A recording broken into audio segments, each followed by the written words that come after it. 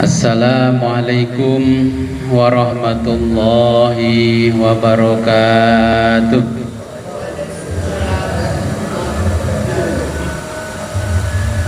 Bismillahirrahmanirrahim.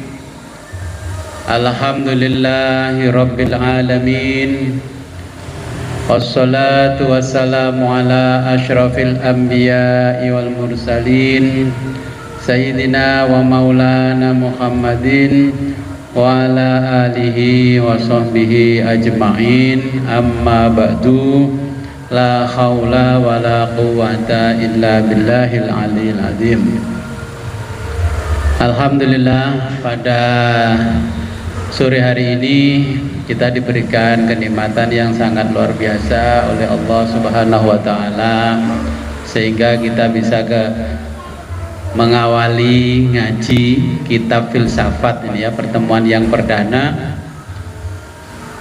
Sebelum kita mulai pengajian ini, marilah kita berkirim Fatihah terlebih dulu kepada junjungan kita baginda Nabi besar Muhammad sallallahu alaihi wasallam,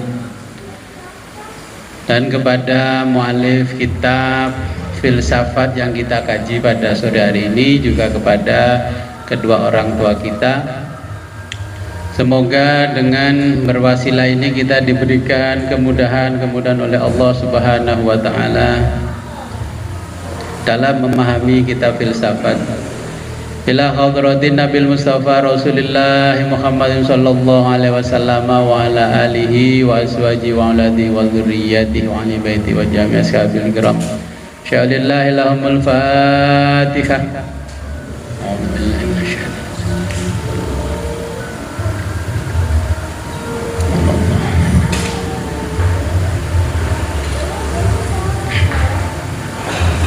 Wa zumaila hadratin al-imam Syekh Muhammad Sadruddin Muhammad Asy-Syirazi qaddasallahu sirrahul azim. Al-Fatihah. A'udzubillahi minasyaitonir rajim.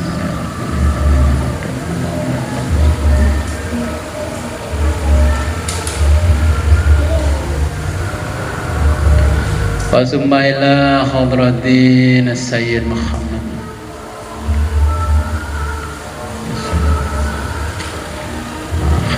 Bakir As-Sadr. Al-Fatihah. A'udzubillahi minasyaitonir rajim. Bismillahirrahmanirrahim. Walladhdallin. Wa summaila hadratina abaina wa ummahatina wa ajdadina jaddatina wa usulina wa furina wa lal khazirina fi majlisina hadza. Al-Fatihah. A'udzu billahi minasyaitonir rajim. Bismillahirrahmanirrahim. Walladhdallin. Amin.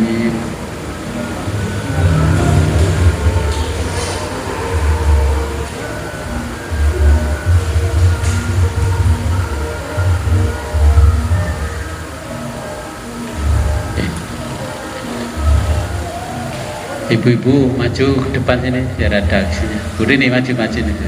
Enggak. Monggo gini ke depan sini, di situ di depan.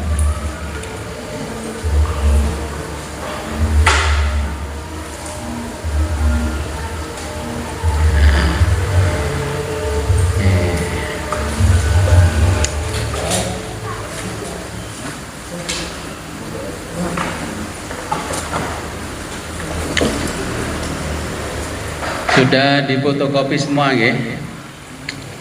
Oke, kita ngaji dulu kitab filsafat. Nanti sesi kedua saya akan mengijazahkan yang sudah khatam ngaji kitab hadis Sahih Bukhari. Mohon maaf itu saya karena nitip, ini kolak-walik ini. Kayaknya nggak dicek ya. Yang ini nanti dibuka dari ini halaman 12, 13, 14, terus 15 atau 17. Ini yang bukan yang ikut yang kan ini. Saya mau awali dulu ngaji kitab filsafat. kita punya disclaimer. Tahu kan disclaimer? Jadi saya disclaimer dulu bahwa isi dari buku ini merupakan hasil dari proses pembelajaran dalam kelas filsafat ilmu. Ya. Kedua, kita tidak terafiliasi dengan pandangan politik tertentu, partai politik tertentu, organisasi kemasyarakatan dan organisasi keagamaan tertentu. Kita murni belajar, tidak mengambil sudut pandang dari orang-orang tertentu.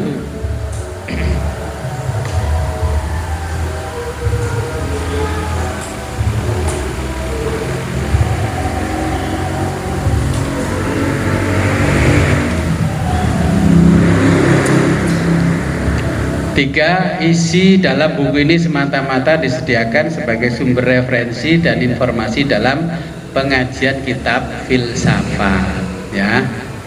Jadi kita disclaimer dulu, kita nggak ngikuti pandangan orang-orang yang punya sudut pandang, ya. Kita belajar kitab filsafat, ya. Di halaman berikutnya itu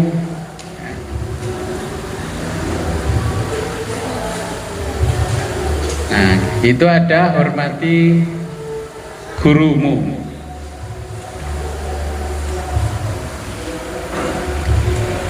Belajar apapun, terlebih ini filsafat, tetap harus menghormati guru dan menghormati orang lain. Jangan nanti sudah tahu filsafat ngomong sama orang lain nggak dijaga, ya, harus tetap dijaga. Jadi ini pesan para guru, saya tulis di dalam lembar ini. Al-adabu ma'asyuyuhi muqaddamun alal jami'. Jadi sopan santun kepada guru, ya, diutamakan di atas segalanya. Fa idza ra'aita rajulan ahana syaikhahu, ya, jika kamu melihat ada orang meremehkan gurunya, fa'lam annahu rajulun khadzalahullah. Jadi ketahuilah orang itu akan dihinakan oleh Allah. Meskipun nanti ilmu kita melebihi guru SD kita sudah jadi profesor, beliau guru SD, tetap harus kita hormati karena rangkaian ilmu kita dari yang paling bawah. Kemudian azim syaikhaka tanala barakatal ilmi. Jadi kamu akan hormati gurumu, kamu akan mendapatkan keberkahan ilmu, ya. Jadi banyak orang punya ilmu segudang tapi ilmunya nggak bisa membuat dia bahagia karena nggak barokah.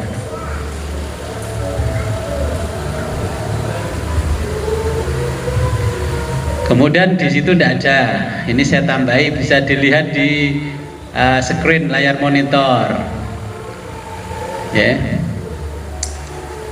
Ini garisnya saya naikkan ke atas.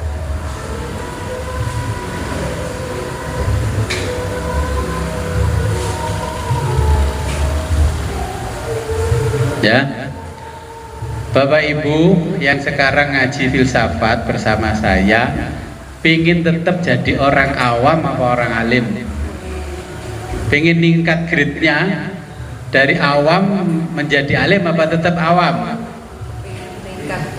Pengen ningkat. Kalau pengen ningkat, maka nanti ikuti ini dengan istiqomah. Makanya saya tidak membuat grup, tidak membuat grup dalam pengajian ini. Pokoknya yang sekiranya nggak istiqomah, ya sudah, nggak saya kirimi link. Yang jenengan hari ini hadir, ya alhamdulillah bisa hadir. Semua itu karena Allah. Jadi kita berpikirnya harus lebih maju daripada orang awam.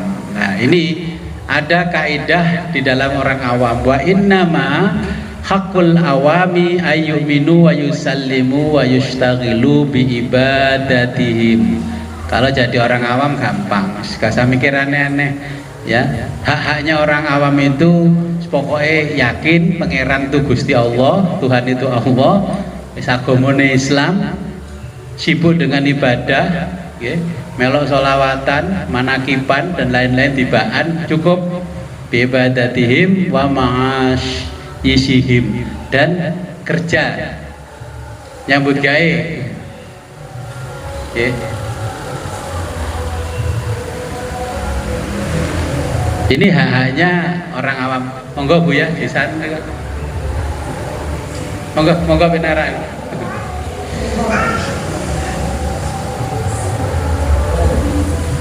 Monggo wonten anu riyo.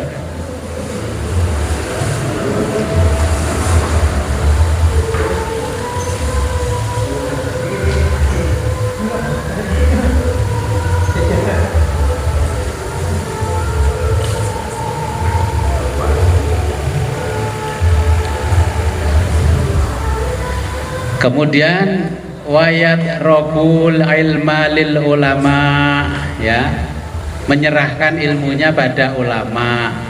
Contohnya kalau menetapkan satu Ramadan, ya, satu Syawal, kan nggak bisa toh, wes menyerahkan aja ke ulama. Atau paling tidak nanti tunggu kabar dari Lirboyo, dari Tebuireng dan sebagainya sampai menunggu dari Kemenang. Nah, itu cirinya masih orang awam. Fal ami lau yasni wa yashriku kana khairan lahu. Nah, orang awam itu gampang, walaupun zina, mencuri itu lebih baik, ya, min ayyatakallama fil ilmi, daripada membicarakan ilmu, diskusi ilmu tapi nggak tahu dasarnya. Okay. Makanya kita jangan mendiskusikan sesuatu kalau kita tidak tahu, ya. Makanya kita nanti belajar kenapa Bapak Ibu kok bisa tahu, sumber pengetahuannya apa, kan gitu nanti pertanyaannya. Okay. Kemudian kaidah yang berikutnya, ini kaidahnya, kalau kita ingin meningkat dari awam menjadi alim, jamaknya orang alim namanya ulama. Tapi ini sudah terlanjur dan jadi bahasa Indonesia, ulama itu bentuk tunggal. Makanya kalau ulama ditanya bahasa Indonesia apa bahasa Arab, ini bahasa Indonesia ya, ini bukan bahasa Arab. Kalau bahasa Arab bentuk jamak, kalau ini bentuk tunggal. Fal ma'ani ausa'u minal ibarat, makna itu lebih luas dari ekspresi. Okay. Kemudian wasuduri ausa'u minal kutubi, jadi dada ini lebih luas dari buku-buku, ya. Ini dada lebih luas, makanya al ilmu fis sudur, bukan al ilmu fil laptop. Laptopnya rusak, hang, hilang ilmunya, ya, bukan al ilmu fil HP. Sebelum saya melanjutkan, kenapa kita belajar filsafat? Karena kita belajar peradaban, ya, kita belajar peradaban. Nabi Muhammad dilahirkan di Makkah, di Arab. Islam juga berasal dari Arab. Tetapi peradaban Islam tidak dibangun di tengah-tengah orang Arab.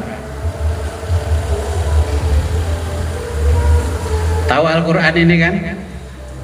Nah, Al-Quran ini di zaman Nabi itu nggak ada titik komanya, ya nggak ada yang namanya sakal, harokatnya nggak ada. Itu kitab-kitab saya tinggalan nenek moyang ya nggak ada. Saya baca ya nggak bisa saya. Nah, ini ditulis dengan bagus, apalagi ini punyanya PBNU, ada batiknya aja. Ini karena peradaban, ya. Ini karena peradaban. Videonya ya. Nah, ini peradaban, ini karena peradaban. Kalau nggak karena peradaban, nggak mungkin ini bisa dibaca banyak orang di seluruh dunia. Siapa kira-kira penemunya yang menyempurnakan Quran bisa Bapak Ibu baca, ada titik komanya, sa ada 3, bak 1 di bawah, di atas, ada tak di atas. Gak pernah kirim Fatihah sama yang ngasih titik koma, makanya gak pinter-pinter ngaji. Ini karena jerih payahnya peradaban yang dibangun oleh Sayyidina Ali, dan Sayyidina Ali punya murid namanya Abul Aswad Ad-Du'ali, ya, tahun 59 Hijriah. Ini orang Persia, bukan orang Arab. Ya, ini orang Persia yang tadi mau ngebom, mau pakai nuklir. Saya doakan aja sudah ngebom, biar kita pengalaman tahu perang yang sesungguhnya. Ya, biar nggak diceritani nenek moyang dulu perang sama Belanda gini le. Saya diceritani bapak saya perang sama Belanda. Ya, ini karena peradaban yang bangun orang luar Arab, namanya Ajam, jadi non Arab. Nah, ini namanya Abul Aswad Ad-Du'ali. Ini muridnya Sayyidina Ali.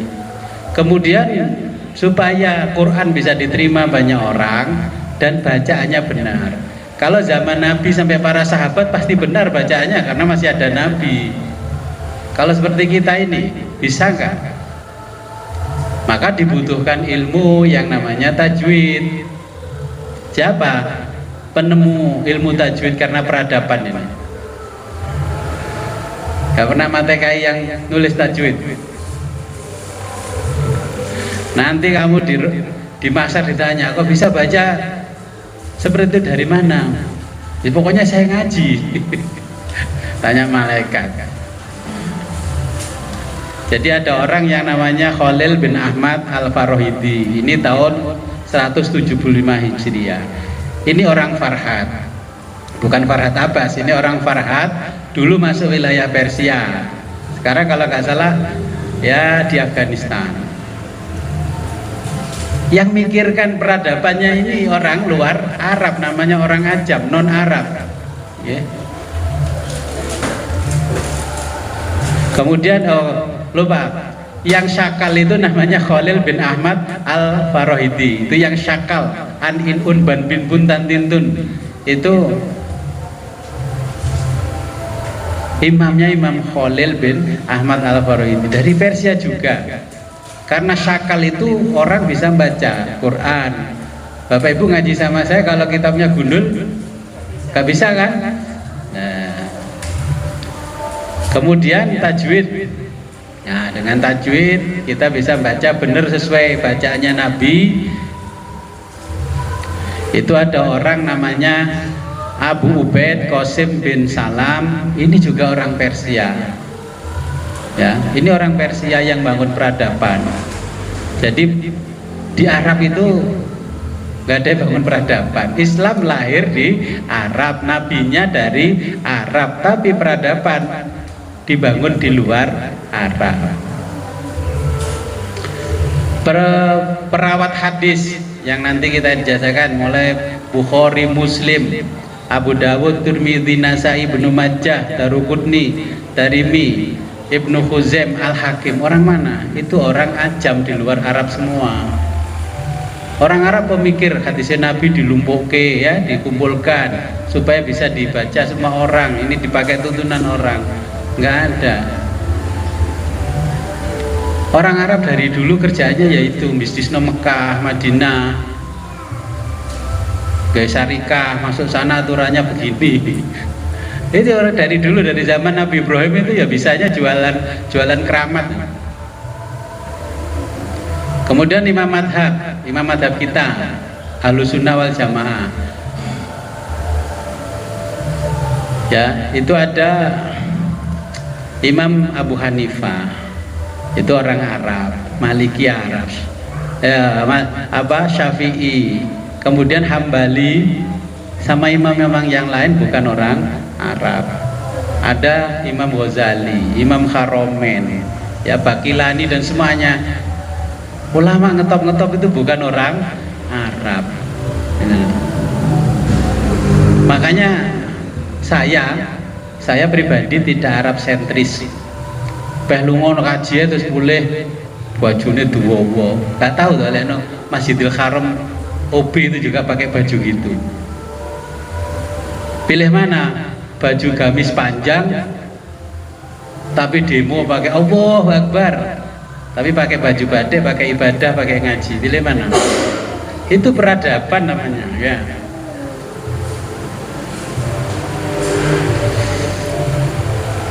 Itu contohnya peradaban yang ada di dalam Islam. Bulan Ramadan kemarin kan ngaji, kayaknya Bapak Ibu kan nggak terima hati nih, masuk ini kono sing Islam belas. Ini saya padukan antara yang Islam sama yang Barat, ya. Jadi filsafat Barat sama rasionalisme Islam. Nah, kemudian kalau sudah belajar filsafat, ini tanggung jawabnya Bapak Ibu sebagai ilmuwan. Tanggung jawabnya apa? Mengembangkan ilmu pengetahuan.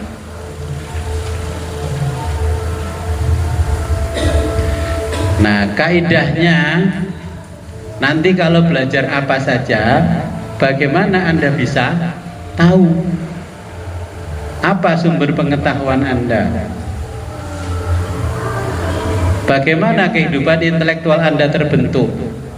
Biar nggak gampang dari grup sebelah share ke grup kita, grup sebelah share lagi, nggak taunya kan hoax. Itu ciri kalau orang literasinya rendah.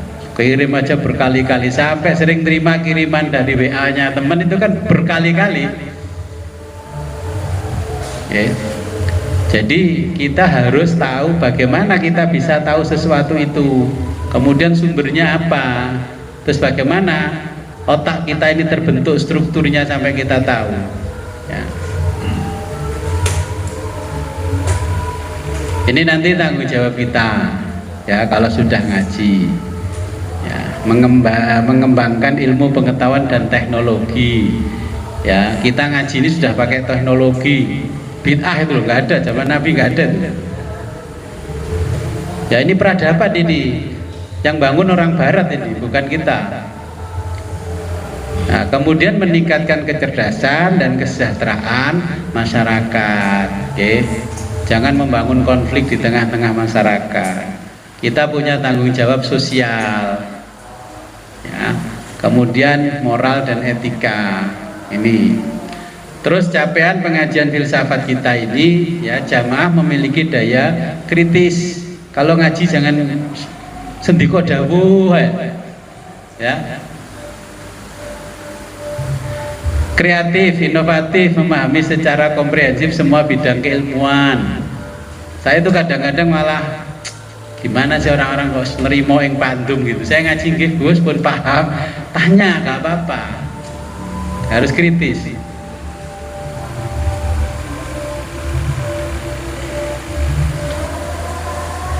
Ini strategi kita ngaji, ya. Ya kayak orang kuliah lah, saya sampaikan gini.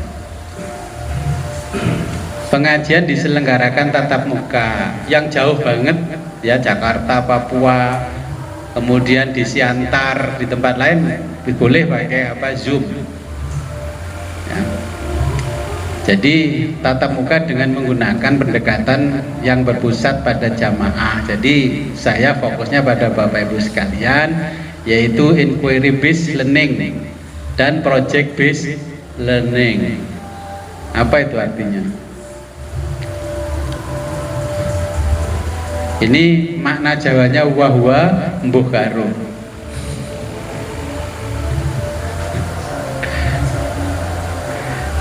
Jadi inquiry itu namanya pertanyaan, base itu ya basis, learning pembelajaran. Jadi pembelajaran berbasis pertanyaan. Jangan diam saja. Nanti kalau habis ngaji baru telepon saya, Gus, saya mau tanya, ngomong sampai jam. Itu kalau sudah ikut ngaji filsafat nggak saya terima. Kata Imam Ghazali, tanyalah nanti di majelis itu. Siapa tahu temanmu juga pengen tanya seperti itu, nggak berani tanya. Akhirnya yang bertanya dapat pahala, yang mendengarkan pertanyaan dapat pahala, ya. Kemudian yang ditanya juga dapat pahala. Nah, kemudian ini pengajiannya materi, ya. Materi yang pesan kitab kemarin ini masih saya pesankan, tapi ini nanti saya baca sebagian, kemudian yang saya pakai materi ngaji nanti saya kirim setiap mau ngaji. Kan Bapak Ibu ketemu saya kan 1 bulan sekali, artinya saya nggak punya kontrak di atas hitam dan putih, tapi kontraknya apa? kontrak, moral, etika, sosial. Kalau sudah 1 bulan kan setiap bulan saya kirim jadwal ngaji, ya. Berarti kalau sudah 1 bulan ada jadwal ngaji oleh undangan manten, ya kudune nang mantenan setelah ngaji. Kan sudah 1 bulan itu sebelumnya. Nanti saya kirim itu apa namanya jadwal ngaji kita yang tiap bulan. Saya aja tadi tiba-tiba ini ada mantenan diundang suruh jadi pembicara. Waduh, ya apa ini? Sekarang mantenan, sekarang undang. Ya.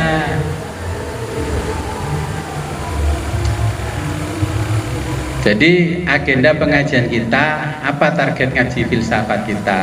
Ya, kita nanti mengenal filosof ya, mengenal ahli filsafat, kemudian gerbang filsafat, asal kata dalam mana filsafat, tugas utama filsafat, kemudian ciri-ciri berpikir filsafat. Ya.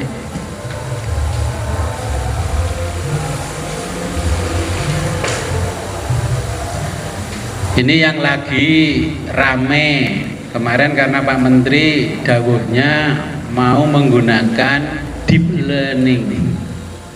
Deep learning apa?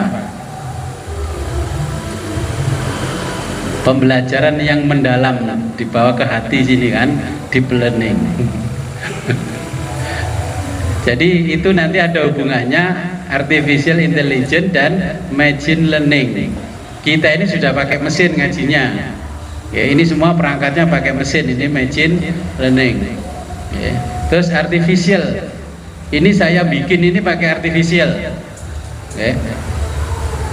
Jadi kecerdasan buatan ini, jadi saya pakai Canva, berubah pakai Canva. Lah Canva itu juga menawarkan bisa untuk online ngaji gini. Nanti kalau ternyata lebih murah ya kita bergeser ke Canva, karena langganan Zoom ini per bulannya mahal ini, pakai dolar. Ya, saya langganan untuk 500 orang, kalau cuman hanya langganan untuk 100 orang nggak bisa karena pesertanya banyak.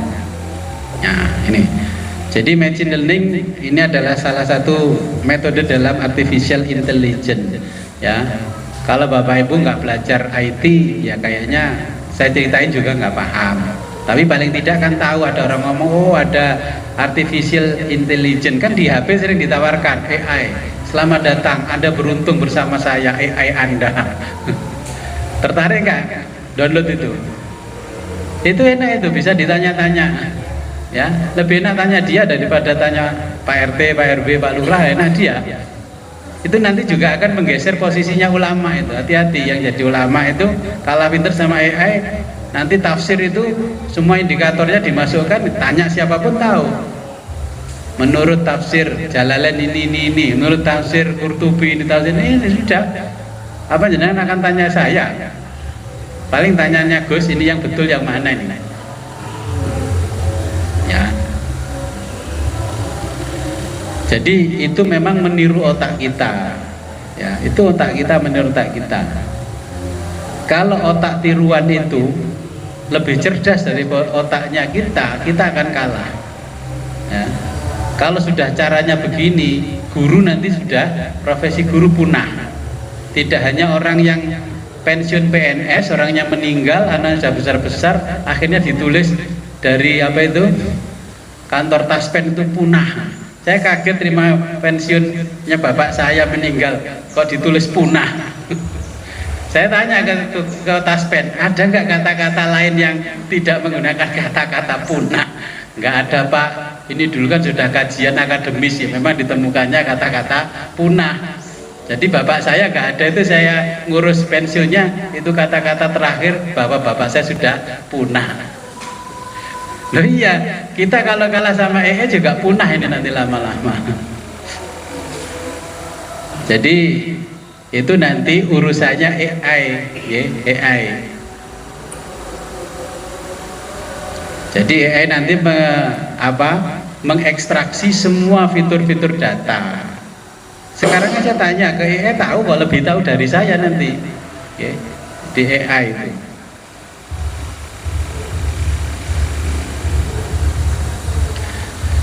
Nah, di sini ada artificial intelligence ya. Kemudian machine learning, deep learning ini satu rangkaian, tapi ini di dalam mesin IT, bukan di otak kita, tapi dia niru otak kita. Ya. Deep learning itu basisnya growth mindset. Nih, otak kita harus tumbuh, growth mindset. Makanya saya punya anak itu 2 di belakang itu. Tes IQ-nya tinggi, kecerdasannya tinggi. Itu rapotnya saya baca ada tulisan dari sekolah. Apa yang membuat growth mindsetnya nggak tumbuh? Malas baca, akut. Apa jenis peringatan dari BK-nya? Malas baca. Terus saya terjemahkan itu kalau penyakit ya akut itu, sindrom yang keempat, stadium 4. Cerdas itu, ini cerdas, manusianya itu cerdas. Kenapa kita jadi bodoh? Karena kita nggak pernah terima informasi gitu. Hafalan kuat, ininya kuat. Itu yang di belakangnya juga sama. Dari sekolah tulisannya literasinya rendah dan akut. Ini saya contohkan, ini manusia dengan machine learning. Padahal bawa AI, bawa machine learning. Saya pegang jam 5 pagi subuh tadi, kok cek panas HP ini, kayak kena gini teliko. Jam berapa HP mau mati ini? Nah ini contoh anak-anak cucu kita nanti 2030 kalau kalah sama AI, apalagi mbahnya kalah sama AI, nggak kanggo urip ini, nggak kepake.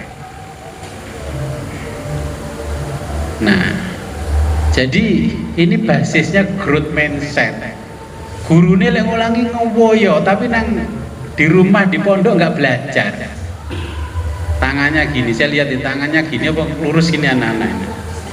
Leng ini wiritan kayak Pak Jalil, astagfirullahaladzim, nggak apa-apa, gini-gini, tapi itu dengan machine learning ini tertariknya sama ininya, ya.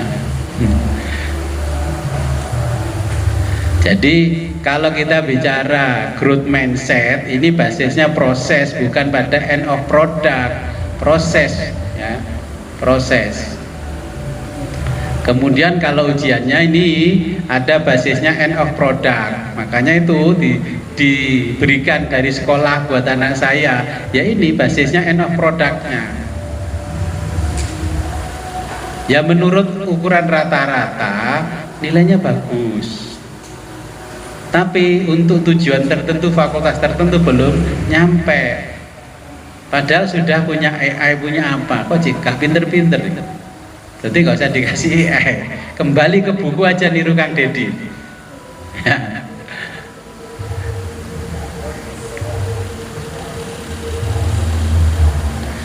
Nah kemudian kalau kita belajar, ya, ilmu-ilmu yang bersumber dari Barat, bahwa agama yang ada termasuk Islam ini hanya memiliki dogma-dogma saja, ya.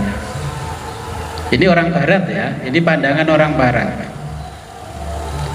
dan tidak memiliki teori. Jadi kalau orang Barat ngomongkan Islam itu isinya dogma, kono ilmune kono daginge, ya, isinya dogma. Tapi kalau kita bicara orang Islam, ya, kita itu juga sering terjebak dengan dogmanya orang Barat. Karena orang Barat kalau ngomong dogma itu teori, dan kita nggak pernah punya teori sendiri. Saya sekolah SD sampai perguruan tinggi, ya belajarnya ilmunya orang Barat. Sampai balaghah mantek juga ternyata punyanya Aristoteles kan. Nah, iya. Makanya ini kita padukan. Kita harus tahu dogma, juga harus tahu teori, tahu konsep.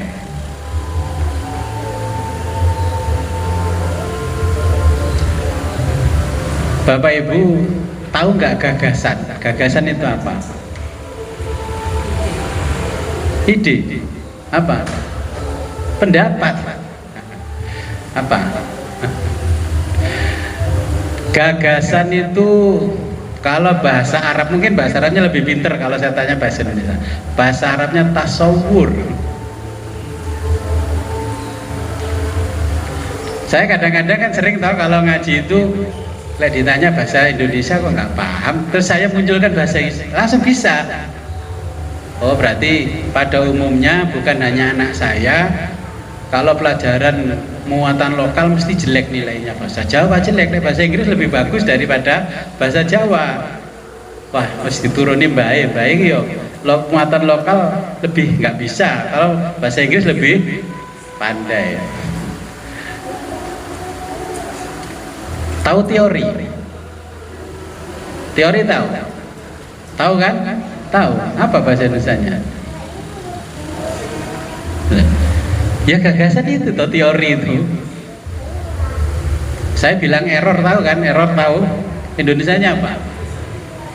Gak tahu kan? Dia nggak tahu. Wong Jawa hilang Jawa nih, Indonesia hilang Indonesia nih. Kalau saya sebutkan galat, tahu? Galat ya error itu bahasa Inggrisnya. Nah ini kan masalah, jadi masalah. Sebenarnya otak kita harus mengalahkan tapi ternyata otaknya Bapak Ibu kan jadi masalah ini. Karena tidak teratur, tidak punya konsep. Gagasan itu ya bahasa kita ya teori, bahasa Arabnya tasawur. Ya paling enggak kan di Indonesia itu dalil harus bahasa Arab biar kelihatan keren. Gak sah nanti dalil gak bahasa Arab. Nah kemudian kan kita punya ajaran pokok, ya ajaran pokok. Apa ajaran pokok itu? Bahasa Inggrisnya apa? Ajaran pokok itu ya itulah namanya dogma. Islam itu kan punya ajaran pokok, dogma. Kemudian ada namanya tasdik. Nah, nanti kalau kita nanti sudah bicara filsafatnya nanti seperti itu. Apa sih teori itu apa? Apa orang berteori itu apa? Apa sih teori itu apa sih? Selama ini dikenal teori apa sih? Teori panganan apa teori? Sego goreng apa? Nasi uduk, pecel tumpang jalan doho Kediri. Ini teori. Sering orang kayaknya menteorikan sesuatu. Apa sih teori? Teori itu adalah konsep yang belum ada nilainya, itu teori. Ngomong teori tok. Anak saya kecil itu Meza, kalau ada ngomong teori tok. Anak kecil sekarang sudah bisa ngomong itu. Nggak cocok dengan ekspektasinya. Anak SD sekarang ngomong ekspektasi. Ya. Jadi teori itu konsep yang belum ada nilainya. Kemudian kalau dogma ini konsep yang sudah ada nilainya karena sudah dibandingkan dengan yang lain.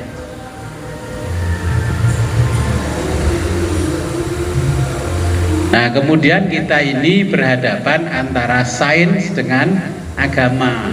Kita berhadapan antara sains dengan agama.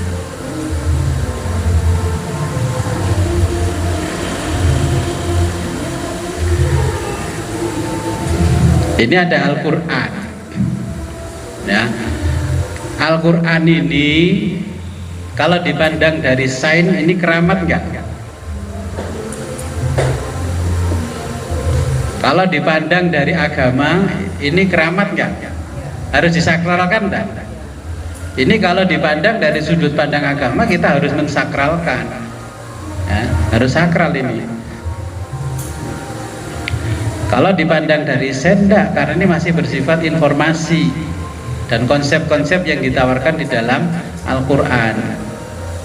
Makanya kita harus belajar ilmunya. Sayyidina Ali kan pernah ngamuk itu sama orang yang menentang Sayyidina Ali. Katanya kembali pada Quran hadis, kembali Quran hadis. Coba tanya Quran ini, bisa bicara kan? Kan nggak bisa bicara. Jadi kalau sains itu mempelajari teori-teori yang diajarkan, okay? Inilah kalau agama itu punya dogma, ajaran yang sudah mengandung nilai agama. Kita bicara agama kita ya, bukan agama lain. Nah itu.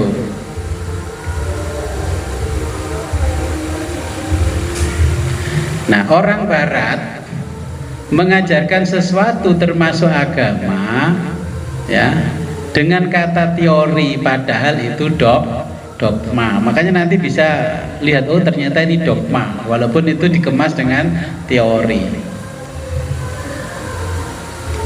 Nah, untuk mencari nilai kebenaran kita harus tahu inputnya, proses, kemudian ada output ya. Nah, Al-Quran sama hadis, Al-Quran dan hadis ini jika dipandang dari sudut pandang sains adalah gagasan isinya ya, dan teori tidak wajib disakralkan.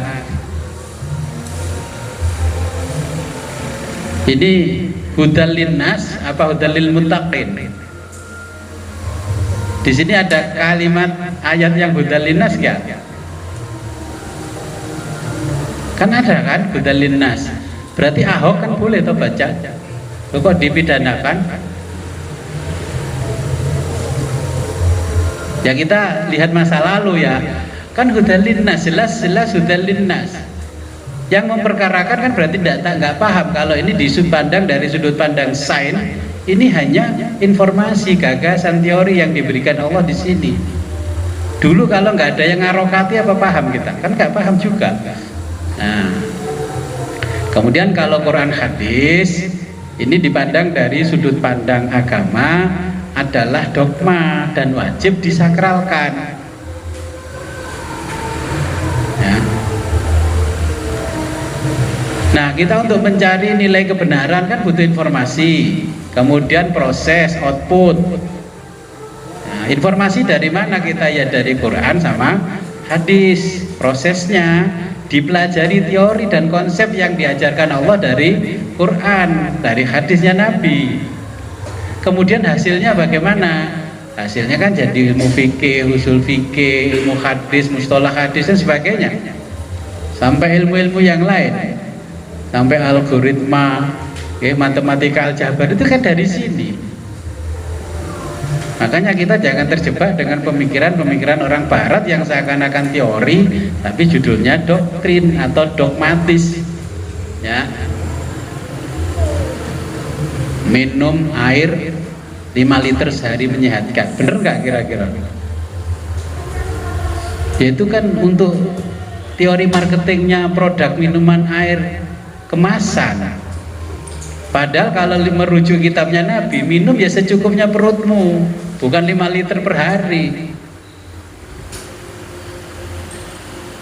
Ya kita kan tahu, wah ternyata itu dogma marketing. Pes yang ngomong dokter, di belakangnya ada dokter, ternyata pinjam dogmanya dokter untuk kepentingan marketing.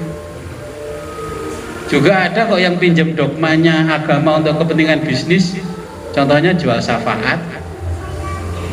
Jujur nggak? Gak usah malu-malu, kita memang ada kok begitu itu. Kemudian kalau ada orang yang mengatakan, Bapak Ibu kalau ingin menjalani ajaran Islam dengan kafah sempurna, kembalilah pada Quran dan hadis. Masuk akal nggak? Ngongkon ngono ki lho, masuk akal nggak? Nyuruh begitu tuh masuk akal nggak? Suruh kembali kepada Quran hadis. Masuk akal nggak? Wong kita itu untuk mempelajari Quran hadis saja itu butuh informasi, teori, konsep yang sangat luas. Contoh gini aja lah, contoh. Bapak Ibu bisa baca Quran ini dari mana? Dari guru kan? Guru dari mana? Kan dari gurunya sampai dari guru sampai pada sahabat sampai kepada Nabi. Kok tiba-tiba disuruh kembali ke Quran hadis? Masuk akal nggak? Ya nggak masuk akal. Itu sama dengan orang ngasih alamat, kasih ancer-ancer. Omahe ancer-ancer ini. Etan pasar pokoknya omah tingkat gede dewe ngarepe ada baliho, yaitu rumahnya Gus Wid. Itu kan namanya menjerumuskan. Nah, makanya nanti kalau ada orang yang memberi informasi, kembalilah pada Quran hadis, gak usah ikut imam madhab. Imam madhab itu sama dengan kita, sama-sama manusia. Terus pertanyaannya, hadisnya apa yang harus kita ikuti?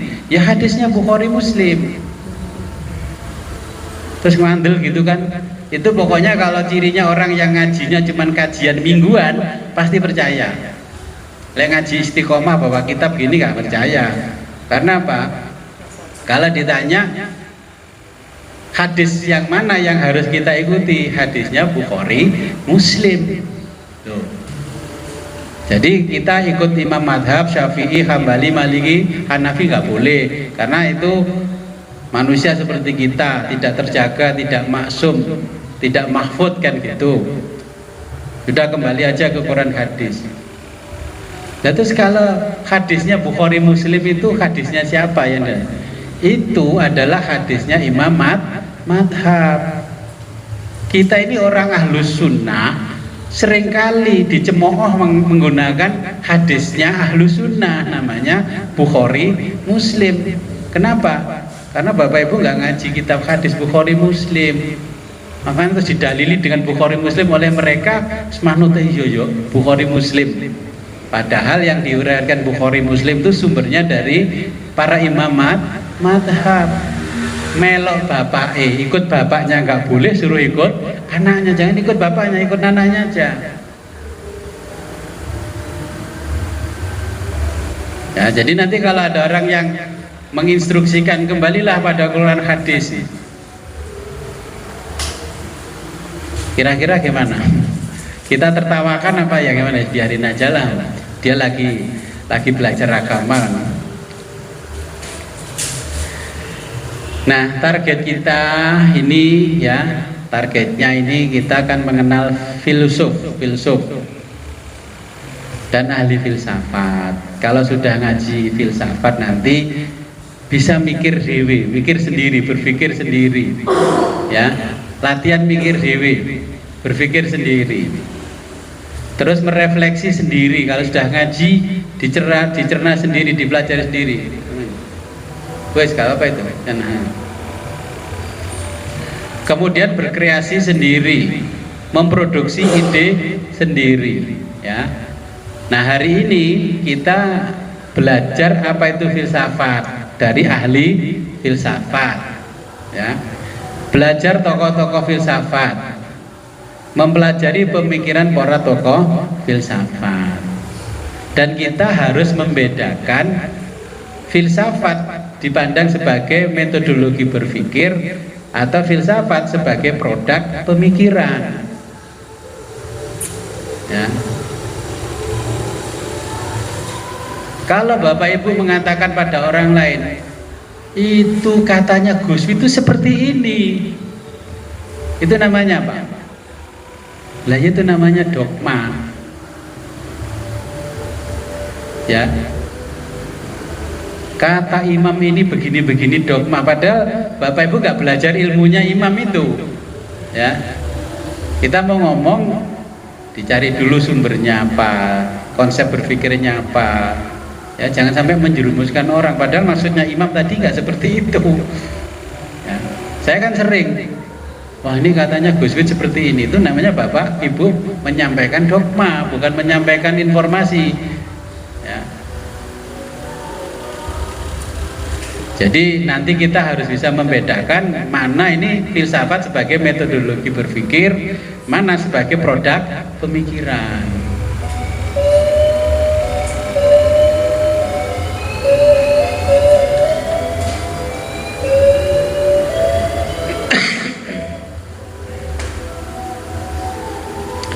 Ini asal katanya, karena kita baru mengenal filsafat.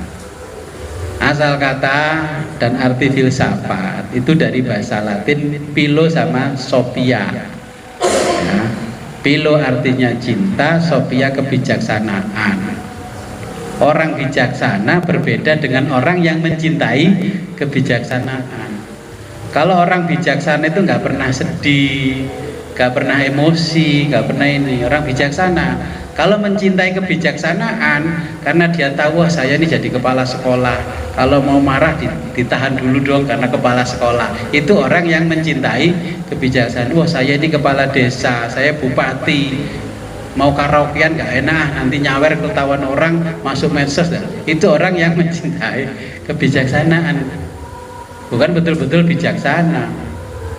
Kalau orang bijaksana itu hari ini punya uang, nggak punya uang, nggak pernah pusing kepalanya, ya. Jadi tugas utama filsafat ini clarifying the konsep, penjelas konsep, ya. Kalau ngaji itu harus jelas. Makanya saya kalau ngaji tausiah nggak mau, karena nanti Bapak Ibu hanya menyerap pemikiran pribadi saya, bukan menyerap pemikirannya Kanjeng Nabi, ya. Makanya harus bawa kitab. Tapi ngaji yang bawa kitab itu peminatnya sedikit daripada yang tidak bawa kitab, karena kalau bawa kitab jarang dagel. Kalau orang Sunda ngabodor, ya. Jadi itu jarang seperti itu, peminatnya jarang. Tapi yang banyak guyonan banyak peminatnya. Nah, kemudian criticizing the concept, mengkritisi konsep. Kenapa kok bisa berpikir begini? Kenapa kok ya ditanyakan? Ya. Contohnya, ada hadis Nabi dibaca orang, kita kritiki. Kira-kira mengkritiki hadis Nabi itu kita suul adab dengan Nabi apa enggak? Wah, Gus Fit itu kok hadisnya Nabi dikritiki? Ya bukan mengkritiki. Kita justru kalau mau mengkritisi hadis itu menghargai Nabi. Contohnya, kita kan sering mengamalkan amalan ibadah dasarnya hadis dhaif. Ulama berpendapat, sebagian, tapi ya bukan semuanya, sebagian berpendapat kalau untuk tujuan fadhailul amal nggak apa-apa. Kenapa sih nggak pakai logika saja? Wis karuan dhaif. Kan kalau sudah belajar filsafat kan gitu. Kenapa nggak pakai logika saja, wong dalilnya saja dhaif. Nah, jadi kita ada construct the argument, ya, membuat argumen seperti tadi. Kenapa sih nggak pakai logika saja, pakai rasional saja daripada pakai dalil yang lemah? Kita kritisi, bukan kita pakai. Nah, justru dari situ kita menghargai Nabi. Ada orang yang menyalahgunakan hadisnya Nabi. Kan di abad ketiga, 4, 5, 6, 7 itu kan banyak orang yang membuat hadis-hadis palsu. Untung saja ada orang hebat namanya Bukhari Muslim, disaring, ya, sampai dicari perawinya, sampai dicari ini keliling seluruh dunia. Ya, kalau nggak ada orang hebat seperti Bukhari Muslim, mana kita tahu hadisnya sahih, maudhu, macam-macam lah tingkatan hadis. Makanya ketika disebut hadisnya dhaif, saya tanya, kenapa kok dhaif ya? Ini loh masalahnya gini. Apa betul ini ya Rasul, engkau dulu menyampaikan hadis ini? Saya baca di Asbabul Wurud nggak ada, tapi di kitabnya orang lain ada, maksudnya hadis itu dhaif. Iya, aku memang ngomong begitu. Tapi yang menyampaikan hadisku karena orang belunat kayak Jul ini, orang yang dablek kayak Jul mantan preman gini, akhirnya derajat hadisku itu tuh turun gara-gara dia. Memang betul aku ini nyampaikan seperti itu. Sama dengan kita ngaji, yang menyampaikan informasi pengajian yang gak istiqomah, akhirnya derajat informasinya akan turun. Bapak Ibu kan gak yakin, padahal saya memang yang ngomong begitu beneran. Sekarang kan ada pembandingnya, coba sih dilihat di YouTube ngajinya, betul gak Gus Fit ngomong seperti itu? Kalau di zaman Nabi mau tanya ke siapa klarifikasinya, ya, clarifying the konsepnya ke siapa?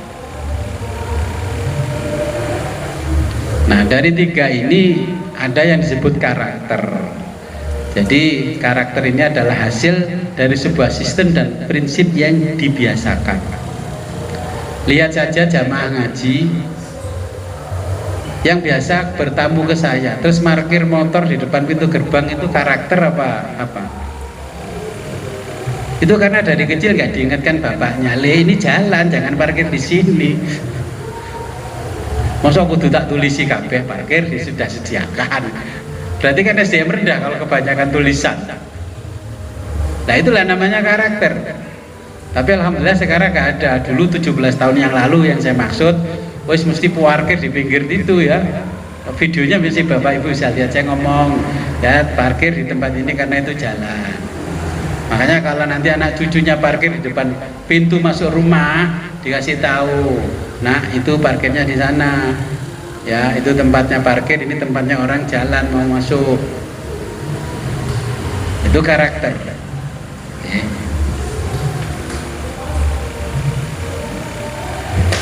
Ini syarat boleh ngaji filsafat bersama saya. Ini syaratnya. Bapak Ibu harus waras dan sehat akalnya. Waras ya?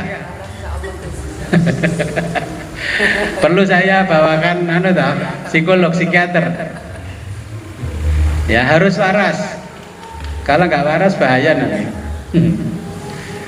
Karena apa? Kalau sudah belajar filsafat nggak waras, ngomongin ngalor ngidul bahaya. Karena para filosof sudah ngomong kalau belajar filsafatnya sedikit, ya, itu cenderungnya ateis.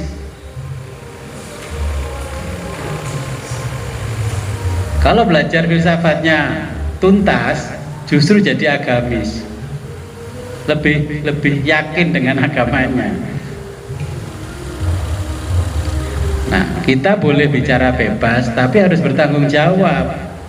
Jangan kadung diupload, sudah didownload orang baru dihapus.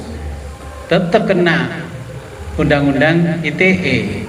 Ngomong harus dipikir dulu, jangan ngomong baru mikir. Jadi kita mikir dulu baru ngomong. Makanya kalau profesor itu saking hati-hati nih, orang kok gak bisa ngomongin tes ya, itu malah kakek ngomong malah bahaya ya. Kemudian kalau ngomong ya harus sistematis, modis ya, sekuen, gak mencolot, jelas, terstruktur. Pokoknya Gus, pokoknya itu orang ngaji filsafat kena pokoknya.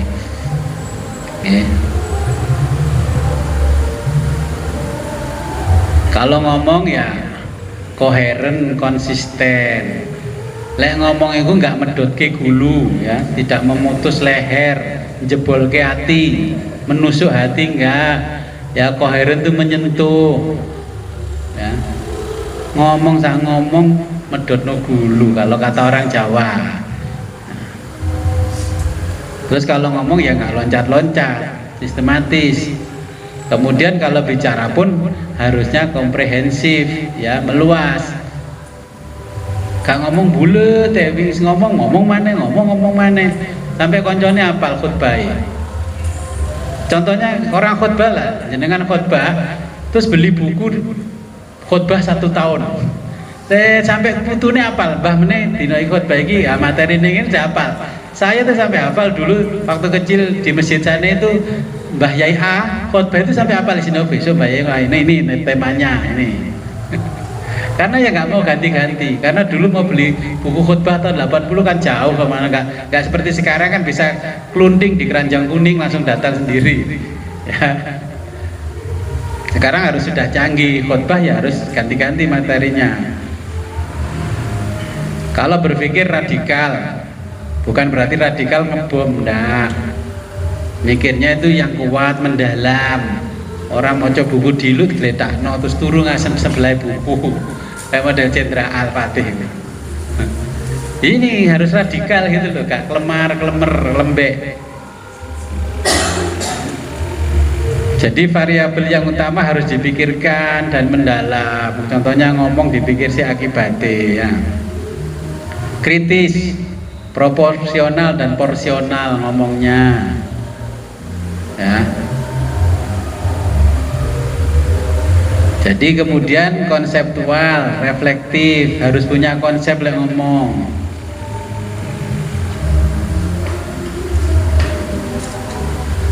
Contohnya kita kembali pada Quran hadis. Ini yang sering kita dijebak dengan kata-kata seperti itu. Nah, orang yang tidak pernah belajar di pesantren, nggak pernah belajar agama, ya, kita dijebak dengan hadisnya Imam Bukhari Muslim, karena Bapak Ibu nggak belajar hadis. Ya, ingat, karena Al-Quran itu hanya informasi. Untuk memahami Al-Quran harus punya metode. Nggak bisa langsung dibaca langsung, ini nggak bisa. Lah informasi itu masuk ke otak kita. Ini informasi masuk ke otak. Oke. Nah, tanpa metode otak kita tidak akan bisa memproses. Ingat ini, informasi masuk ke otak. Tanpa metode kita tidak bisa diproses, tidak bisa menggali. Apalagi menemukan kebenaran, nggak bisa. Nah, dalam memahami produk pemikiran, ya, kita itu kan butuh yang namanya substansi yang Ramadan sudah saya ajarkan.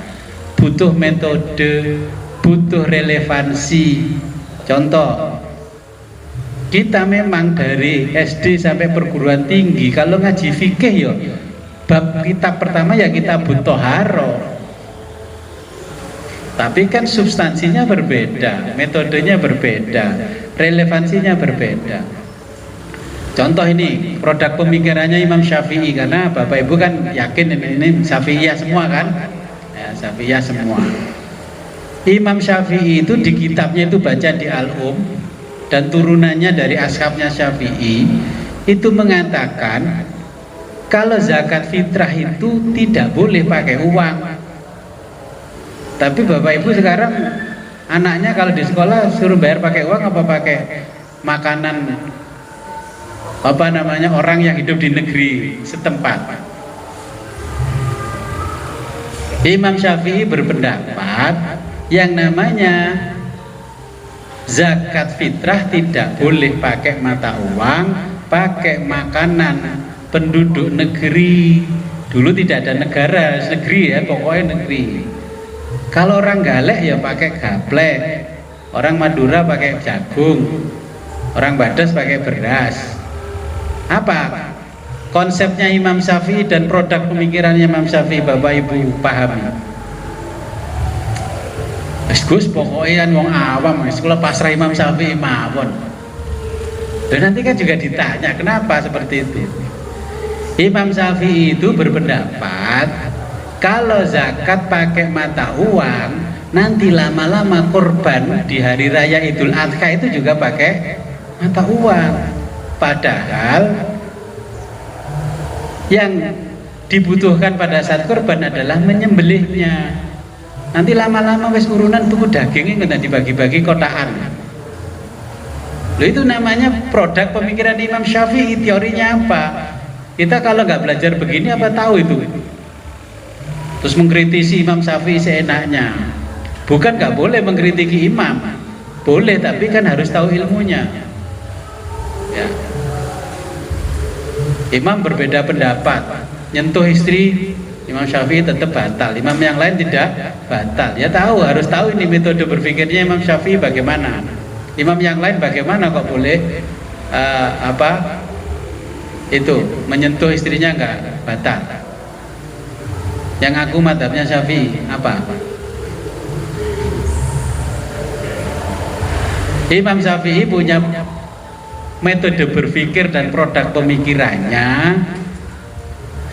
Karena istri itu adalah orang lain, bahasa Arabnya ajnabiyah, ya. Makanya sampai kapanpun dia tetap orang lain. Lah imam yang lain yang mengatakan tidak batal karena istri itu sudah halal digauli, kenapa harus batal? Loh, ini kan produk pemikirannya berbeda, sumbernya sama. Imam yang lain mengatakan nggak batal asalkan tidak dredet-dredet, ya. Nah, inilah produk pemikiran dan metodologi berpikirnya para imam. Kalau nggak paham tukaran, kenapa harus sampai membunuh cuma beda metodologi berpikir? Nih. Ini kan ada produk pemikiran. Imam madhab itu juga produk pemikiran. Sampai nggak bisa mikir, dipikirnya imam madhab, enak kan? Jadi orang awam tuh enak, nggak perlu mikir, sudah dipikirkan imam madhab. Itu terus memperdebatkan berpikirnya imam madhab, berarti kan nggak punya ilmunya. Ini ada Imam Hanafi, Imam Abu Hanifah punya pemikiran berbeda. Saya membaca hadis, membaca kitab-kitabnya Imam Abu Hanifah. Ternyata dulu Imam Hanafi juga membaca basmalah. Imam Maliki juga membaca basmalah. Tapi makin kesini kok pengikut imam-imam ini nggak baca basmalah kalau sholat. Terus ada kitab lain menjelaskan dulu basmalahnya diambil Yazid. Kok enek ini kitab, ada itu kitabnya loh, kok basmalahnya hilang pada waktu Yazid jadi gubernur, itu diambil Yazid untuk menandai mana pengikutnya Yazid, mana bukan pengikutnya Yazid. Ternyata imam Ahlus Sunnah semuanya itu baca basmalah. Terus kalau yang satu teman saya nggak baca basmalah, bacanya siri, tapi dia jadi imam. Allah Akbar, Bismillahirrahmanirrahim. Terus habis ngimami saya bilang, Kang, memang nggak baca basmalah kok kayak speaker ya. Bismillahirrahmanirrahim. Ya, itu sama dengan baca basmalah, jahar. Ya. Jadi itu ada pemikiran, produk-produk pemikiran dan metodologi berpikirnya imam madhab. Ini tetap ya dasarnya Quran dan hadis. Zaman Nabi agama Islam itu dibangun di atas Al-Quran dan As-Sunnah. Sunnahnya siapa? Sunnahnya Nabi. Nabi wafat tinggal sahabat. Berarti agama itu dibangun di atas Quran dan Sunnah. Sunnahnya siapa? Sunnahnya para sahabat. Sekarang jauh kita, Nabi sudah nggak ada, para sahabat nggak ada, tabiin nggak ada. Sunnah itu dibangun oleh siapa? Ya dibangun sendiri-sendiri. Kalau Bapak Ibu nggak punya runtutan ilmu yang nyambung pada Nabi, berarti sunnahnya dibangun sendiri. Kalau sampai jadi kiai bunyai, berarti santri ini diajari sunnahnya sendiri, bukan sunnahnya Nabi. Yakin nggak? Makanya ngaji nggak kitab biar nggak bangun sunnah sendiri. Ya.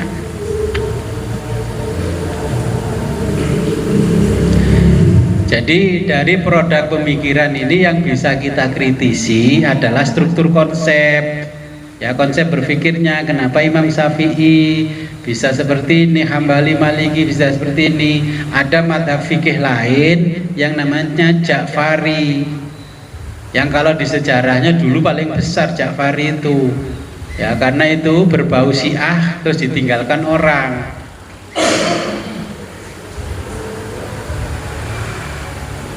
Nah, ketika kita membuka ke struktur dan konsep, bukan berarti tidak menghargai orang lain. Kenapa sih kok bisa berpikir seperti ini? Okay. Jadi harus dibuka konsepnya. Bener nggak sih? Kenapa kalau dikit-dikit dalil pakai Quran pakai hadis? Bener nggak? Nanti jangan-jangan salah asbabun nuzul dalilnya.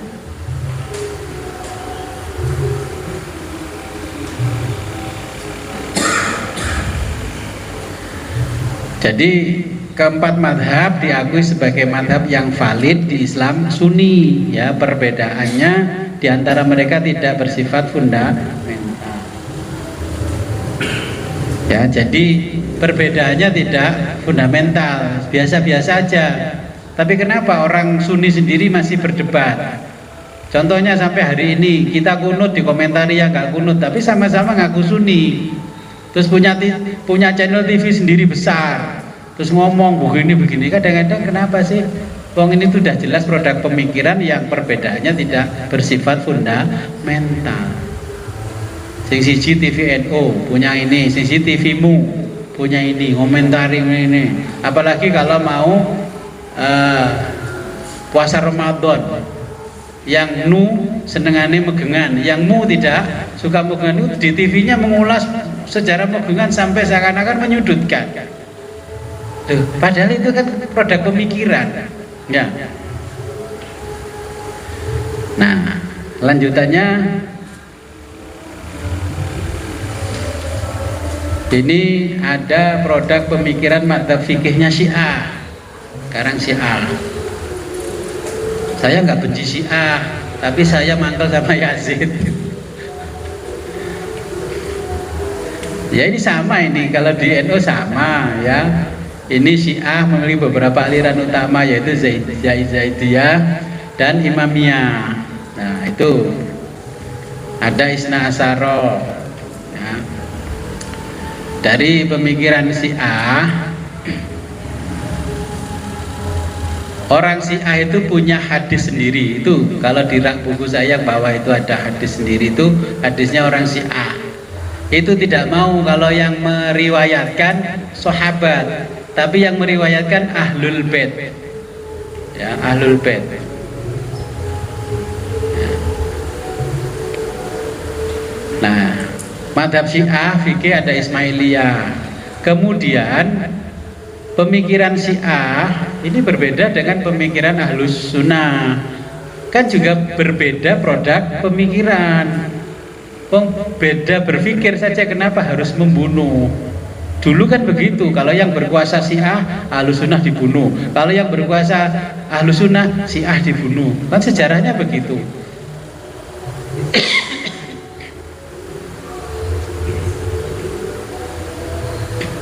Ya, jadi Syiah ini meyakini bahwa imam memiliki kekuasaan spiritual dan politik yang besar. Ya, di Syiah. Makanya bedanya Syiah itu imamah, kalau Ahlus Sunnah itu khilafah. Khilafah itu pemimpin dipilih suara terbanyak. Ya, mirip-mirip demokrasi.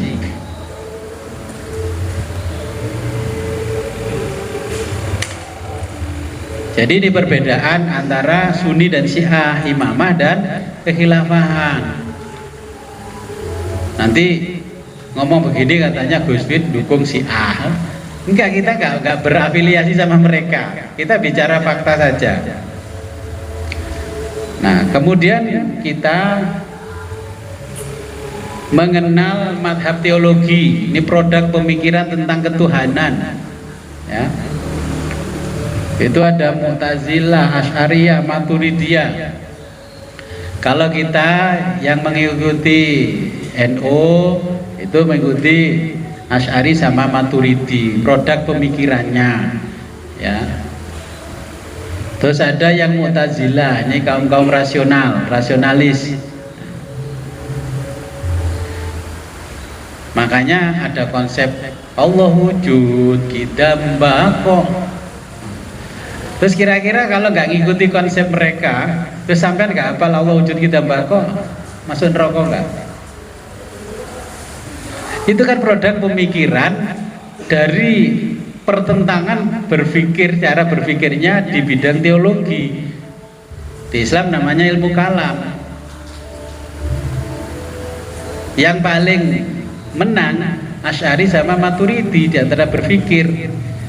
Kalahnya Imam Mu'tazilah itu apa? Imam Mu'tazilah akhirnya nikahi putrinya orang Sunni yang Asy'ariyah sama Maturidiyah. Nah, kamu nanti kan nikah itu, yang calon suamimu kan orang Mu'tazilah, itu penggedenya Mu'tazilah. Ya. Ya Pak, gimana? Aku berpesan nanti kalau malam pertama kamu digauli suamimu. Kalau suamimu sudah saya menggauli, suruh gauli kamu lagi.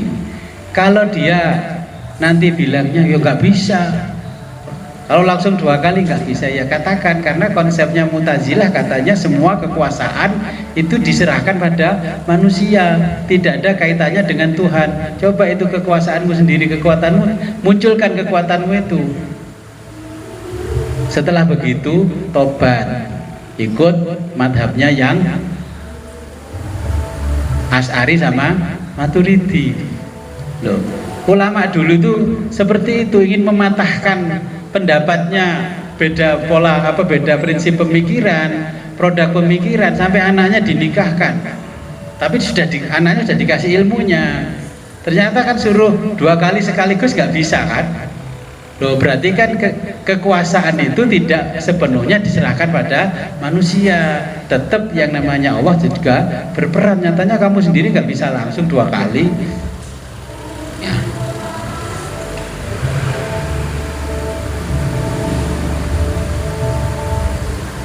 Nah, itu ada madhab yang Salafiyah, Khawarij, Murji'ah, Jabariyah, Qadariyah, Syiah, dan Ibadi. Ya. Dulu pada waktu kekuasaan Bani Umayyah, Abbasiyah itu sering menggunakan madhab teologi ini sebagai pelindung kekuasaan mereka. Karena ada madhab pola pemikiran dari ilmu teologi ini bahwa semua takdir itu sudah ditentukan oleh Allah. Makanya saya jadi khalifah ini adalah takdir Allah. Kalau saya salah, saya itu juga takdir Allah. Makanya kamu gak boleh kritiki saya. Nah, itu sampai segitunya orang dulu itu mengumpulkan orang-orang yang pro mereka untuk alat mencari kekuasaan dan melanggengkan penindasan antara Jabariyah dan Qadariyah.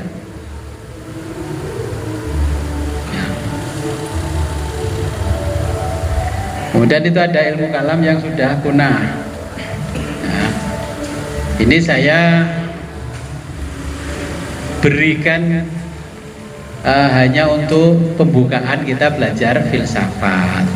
Itu perbedaan dampaknya sangat luar biasa. Semua ada hikmahnya. Ulama dulu bertengkar perang, ternyata yang menikmati perbedaan mereka kita sekarang ini. Ya.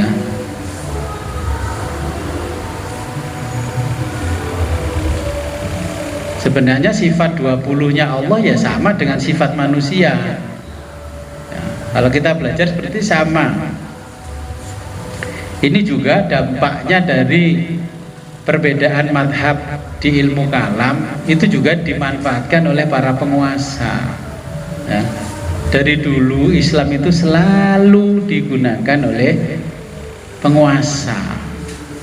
Ya, Islam itu selalu terjebak dalam kekuasaan. Tapi kalau Pak Kiainya tidak berpolitik, Islam nanti juga akan punah. Sebagaimana pengalaman Islam berada di Cordova, di Spanyol. Karena Islam sudah maju, sudah ini semua peradaban maju, kekuasaan maju, akhirnya orang Islam tidak mau berpolitik, tidak mau berfilsafat lagi, ya. Akhirnya Ratu Elizabeth memegang kekuasaan. Yang buat undang-undang siapa? Ya orang non-Islam. Kita masih bisa ngaji hari ini karena apa? Ya karena kekuasaan. Coba kalau nggak ada yang mewakili Islam kita di sana, nggak boleh ngaji begini, harus izin. Di Malaysia ngaji begini harus ada izin dulu dari kepolisian macam-macam. Terus yang ngaji itu disuruh kirim profilnya dia, pernah terjerat ini enggak itu enggak semudah dengan kita.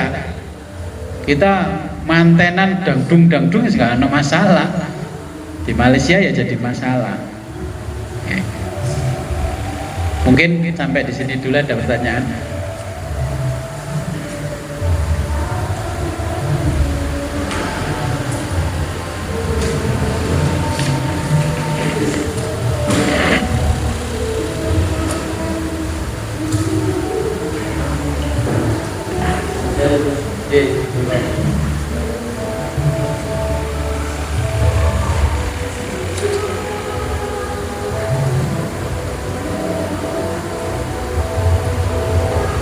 Oke, monggo Pak.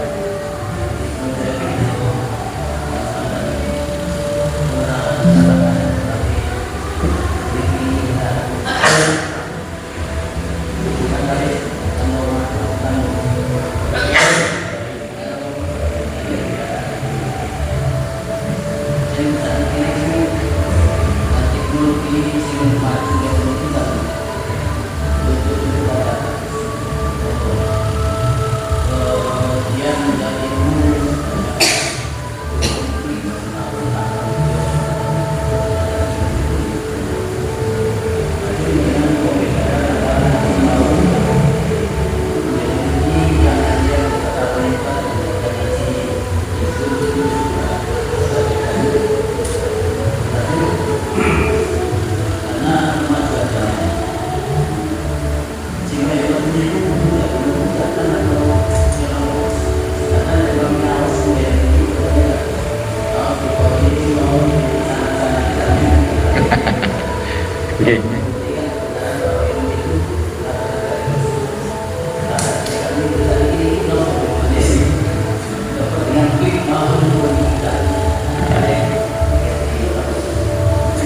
Ini ada pertanyaan, ngaji pakai AI bagaimana? Sama dengan ngaji gini. Kan sering dapat pertanyaan, bagaimana hukumnya ngaji lewat channel YouTube? Sama ngaji langsung ke majelis. Ya nggak ada bedanya derajatnya saja. Kalau hadis dengan sahih, kalau sana bisa diprediksi juga maudhu karena potongan video. Ya, itu kan banyak orang salah paham gara-gara potongan video. Makanya saya bilang kalau jamaah jangan memotong video, kalau nggak ngerti potongannya jadi masalah. Oke. Jadi yang jelas berbeda antara betul-betul ngaji tatap muka dengan ngajinya tidak tatap muka. Pakai Zoom ini kan setengah gaib toh.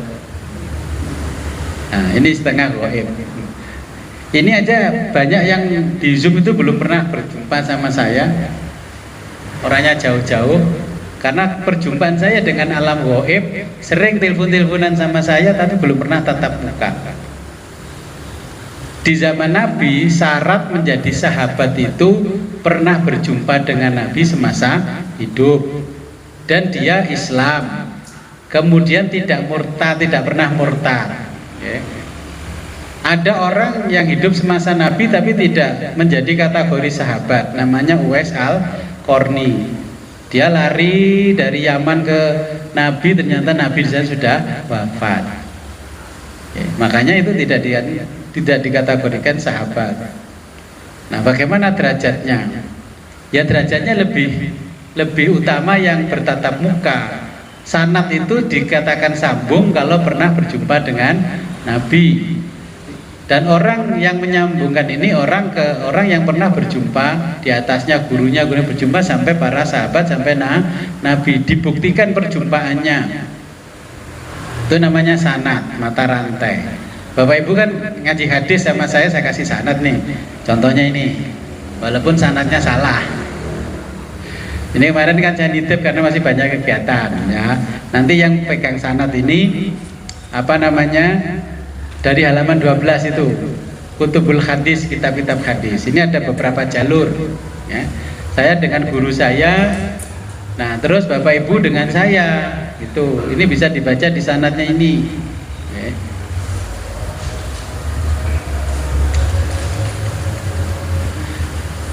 Apa bedanya sekolah SD formal dan MI formal dengan mengikuti pelajaran di PKBM paket A?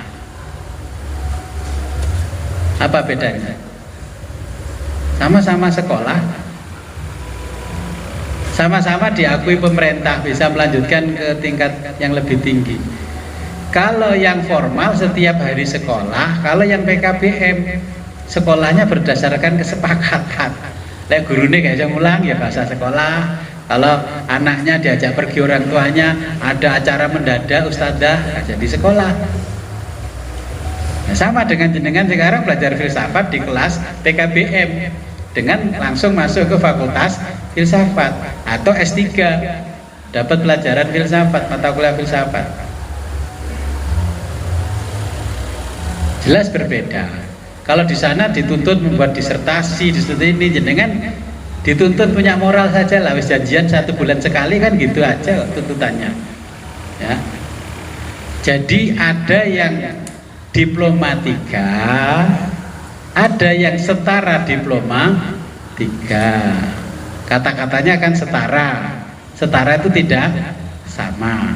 Ada ini ijazah asli, ini ijazahnya identik dengan ijazahnya temannya. Karena orang filsafat sudah paham, kenapa dia ngomong identik?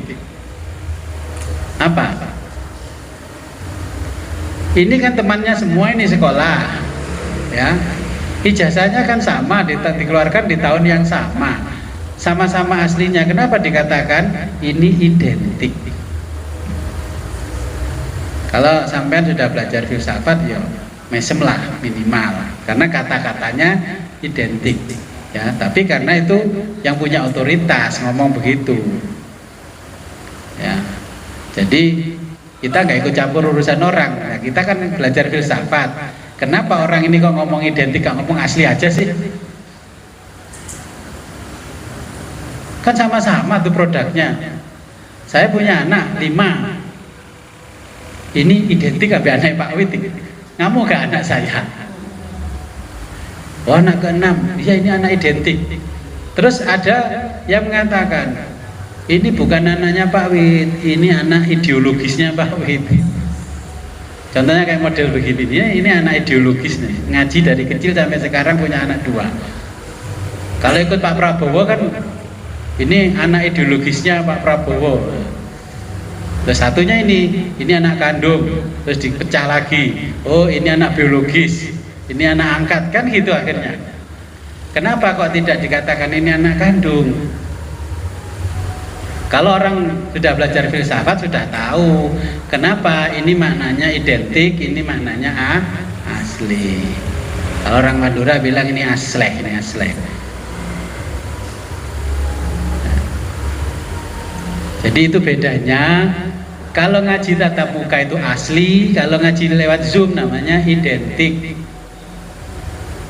Ya. Ya jelas toh, karena saya menggerakkan tangan gini aja nggak bisa lihat semuanya karena saya juga nggak pakai kamera besar. Walaupun itu live, talk show itu berbeda dengan yang hadir di studio. Contohnya kalau penggemar bola, beda nggak matanya orang yang melihat pertandingan sepak bola yang datang langsung di stadion sama lihat dari TV? Bedanya apa? Kalau beda, kalau di stadion itu menggunakan kebebasan matanya Bapak Ibu, kanan kiri. Kalau di TV ngikuti apa kata wartawan yang nyuting. Jadi jelas berbeda, nanti persepsinya berbeda, tafsirannya berbeda. Karena tidak langsung dari sumbernya. Ya. Jadi yang baik memang langsung dari sumbernya tatap muka. Kalau yang Zoom itu sama dengan nonton bola dari TV. Itu tadi kok bisa begitu ya? Kenapa ya? Jadi ketika di sana tawuran di stadion terus bakar stadionnya, yang di stadion ikut kebakar, yang di rumah nggak ikut. Nah itu nanti kalau kita belajar filsafat ada persepsi. Ya, api yang di dalam monitor berbeda dengan api yang ada di stadion tadi. Ya. Jadi itulah kurang lebihnya. Perbedaan-perbedaannya. Tapi nanti di filsafat ini dijelaskan runtut. Ada pertanyaan lagi? Oke, monggo. Terima kasih. Assalamualaikum warahmatullahi wabarakatuh. Waalaikumsalam. Misalkan saya tidak pernah ketemu Gus, saya tidak ngaji di Gus, saya mengikuti YouTube-nya. Ya. Terus saya memetik dari apa yang disampaikan itu ke teman saya. Katanya Gus itu begini. Kalau seperti itu bagaimana? Yaitu namanya menyampaikan informasi dengan metodenya, caranya dogmatis, karena nggak pernah ketemu saya, hanya lihat ngutip dari YouTube saya. Lah itulah kutipan-kutipan kalau di dalam filsafat itu nggak boleh menjadi dasar hukum karena belum tahu sumber hukumnya. Nah sama dengan orang sekarang, agamanya kan kutipan-kutipan dari yang dulu. Tapi informasi itu boleh ya tersampaikan atau kita sampaikan itu? Boleh. Ya boleh, itu untuk fadhailul amal boleh. Tapi tidak boleh dijadikan dasar hukum. Karena itu potongan video. Ya sama aja lah ya, sekarang hadir semua menangkap pembicaraan saya belum tentu sama. Makanya lebih utama yang hadir, karena Nabi itu majelisnya selalu dihadiri para sahabat. Yang di Zoom?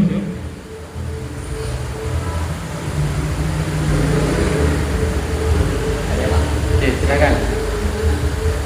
Dalam target pertama kan ada sendiri,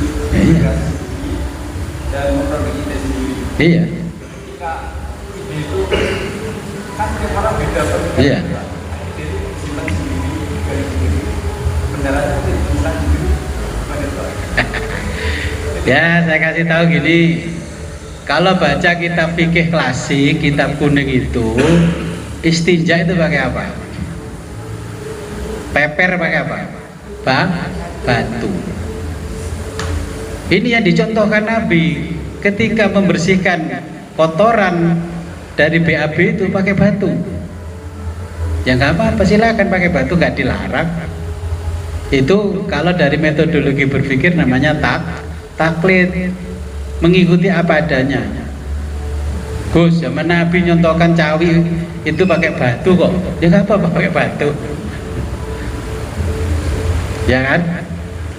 Itu saya kasihkan. Nah, makanya supaya bisa berpikir, Nabi menyontohkan seperti itu dengan konteks yang berbeda. Kemudian Nabi mencontohkan dengan wattabi'uni. Namanya ittiba.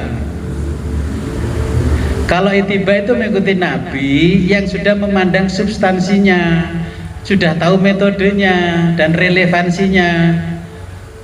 Makanya kadang-kadang saya itu begini, kalau orang nang masjid wis mbah-mbah bisa, nah. Terus ininya ada tasbihnya, terus ada kayu segini. Tak tahu mbah, menurut dicuci tak gambar. Mboten Gus niki kula taklid ten Kanjeng Nabi. Lah itu tidak apa-apa pakai metode taklid, ikuti apa adanya, tidak mau menggali sumbernya yang diajarkan Nabi. Namanya ittiba. Kalau ittiba kan ngambil nilai manfaatnya. Gosok gigi itu ya pakai pasta gigi, pakai sikat yang bagus, ya pakai itu. Ya nggak apa-apa, itu pun juga nggak dilarang. Berarti orang itu pengetahuannya sebatas taklid. Tadi yang kaidahnya di depan. Wis dikandani, kowe SD wis lulus. Mboten pokoknya selama Bu Siti jadi kepala sekolah, kula mboten purun dunggahno nang SMP. Ya padha karo ngono toh. Akhirnya saya ngomong sama kepala dinas, "Se Bu Siti ku pindah cek anakku gelem sekolah SMP." Nah, kenapa Pak? Anakku mau dilulusno SD. Pokoknya Bu Siti masih jadi kepala sekolahnya. Karena saking cintanya dan taklid ada Bu Siti. Taklid, ada yang taklid buta, ada yang ngaji terus taklid. Dulu Nabi haji nih apa? Onta kan? Kenapa sekarang nggak mau naik onta aja? Itu taklid apa ittiba naik pesawat?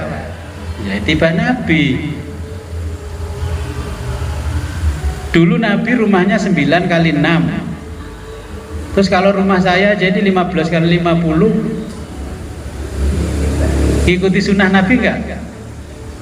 Nabi ngaji nggak pakai Zoom, nggak pakai YouTube, dikit-dikit bid'ah, salaman habis sholat bid'ah.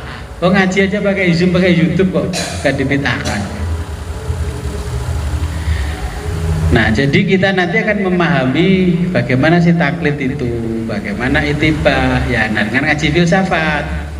Ya, nanti kalau sudah tahu ya mikir dhewe lho Jul, gak usah tokak takok ae ibu. Kan gitu nantinya. Wis paham itu, oh iya, zaman Nabi itu pakai peper, pakai batu. Batunya kan ada 3 sisi, ya pakai 3 sisi. Wajibnya 1, sunahnya 3. Saya kis modern. Karena ada peradaban sudah maju, masa gue peper ngono ae, masa nanti disanggu watu, kan gitu akhirnya orang, iku wong primitif, ganteng-ganteng primitif. Nah, makanya nanti kalau sudah tahu ilmunya mikir dia jodoh kata kok, ya ittiba. Sahabat dulu waktu ngaji jalan kaki, gue numpak mobil, gak ngikuti sunnah Rasul, bid'ah itu. Ya kan? Nah itu nanti di tujuan ngaji filsafat ya seperti itu. Targetnya gue pinter kok tambah goblok. Ya, jadi itu targetnya seperti itu. Berpikir sendiri, berkreasi sendiri. Nanti kalau ditanya istrimu gak bingung mana. Kamu kalau ditanya istrimu gak bisa jawab, berarti lu lebih pintar istrimu. Nanti harus digeser, yang ngaji istrimu aja, bukan kamu. Istrimu hanya mendengarkan kamu di sebelahmu kalau Zoom. Pinter.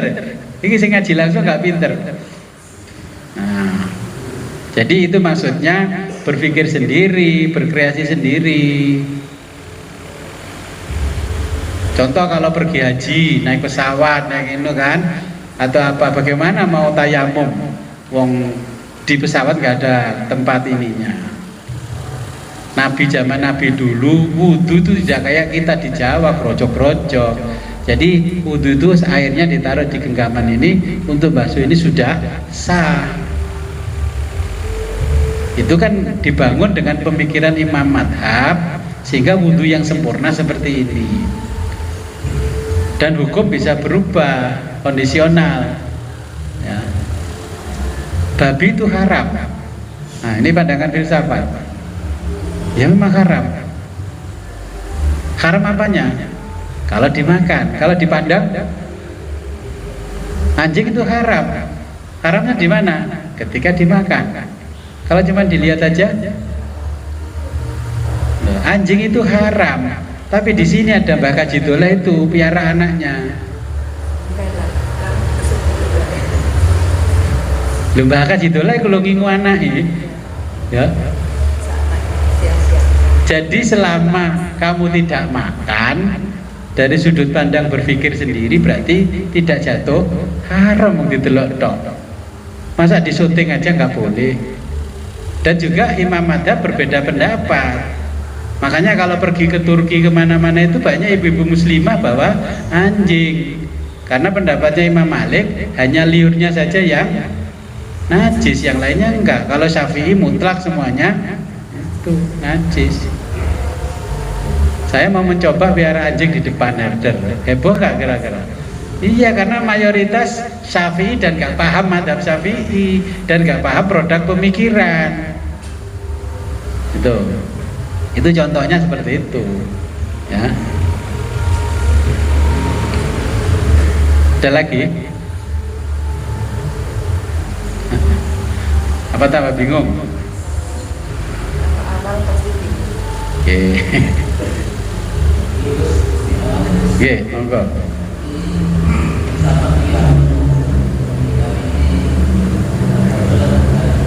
Oke.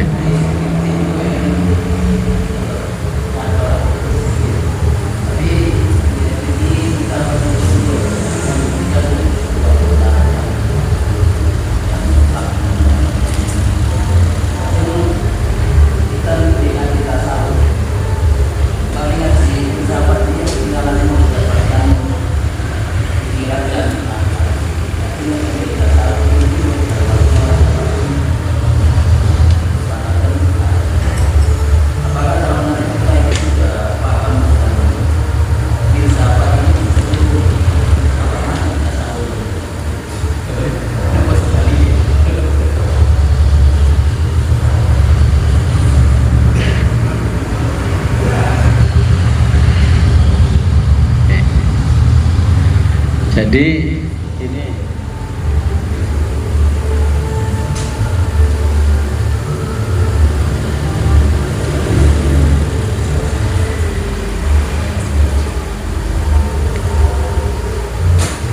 kalau orang dulu itu boleh ngaji tasawuf setelah paham filsafat, karena derajatnya tasawuf itu di atasnya filsafat, karena kita sudah tidak bicara materi lagi, bicaranya non materi. Oke. Nah sekarang banyak orang ngaji tasawuf tidak pernah ngaji filsafat, sehingga kalau disebutkan di dalam konsep tasawuf ketika kata-kata marifat, apa pahamnya orang sekarang? Nah kalau orang Jawa memahami marifat itu orang yang merem, bisa nembus pandang sana sini, itu kan penerawangan. Nah itu akhirnya derajat penerjemahan kata-kata marifat ke dalam bahasa Jawa turun derajat. Contoh saja, ketika kita bicara murid itu dalam bahasa Indonesia, derajatnya kan PAUD, TK, SD, SMP, SMA paling maksimal. Ya. Nah, kalau kita bicara ustadzah di kita, ya guru-guru aliyah ke bawah, SMA ke bawah itu ustadzah, ustadz. Coba kalau kita pergi ke Mesir, ustadz itu ya profesor. Coba derajatnya turun enggak? Nah dulu orang kalau sudah belajar notok S3 baru boleh belajar di atasnya lagi. Nah namanya itu al-murid. Orangnya murid, gurunya namanya al-mursyid. Sekarang bertorikot telung dina iku lho wis dadi murid. Terus gurune sik makili dadi badale Mbah Yai ini pirang wulan wis dadi Al Mursyid. Ditulis lagi Al Mursyid Tam, Kamil Mukamil nulis apa? Nah, makanya ini nanti kita belajar filsafat, nanti juga belajar filsafat bahasa. Bahasa itu nanti turun derajat ketika diterjemahkan. Ya. Makanya untuk menerjemahkan kitab itu butuh keahlian yang luar biasa. Kita juga butuh tahu budayanya orang yang nulis kitab. Oke. Jadi itu nanti juga mempengaruhi. Makanya nanti Bapak kok bisa tahu dari mana? Apa sumber pengetahuannya? Oke.